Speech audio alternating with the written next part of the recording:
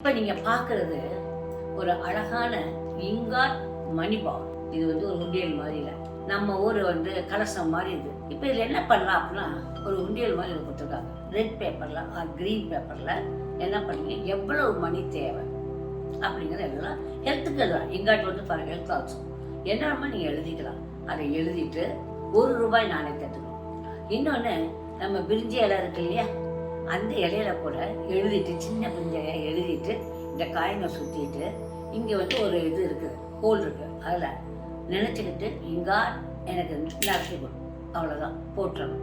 அந்த பேப்பரை அதில் போட்டுறணும்.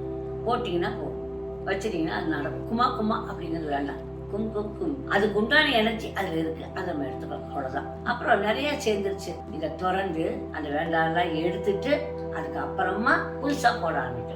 எத்தனை இருக்கோ அது நீங்களாம் வாங்கி எனர்ஜி இருந்து அனுபவிக்கலாம். All the best.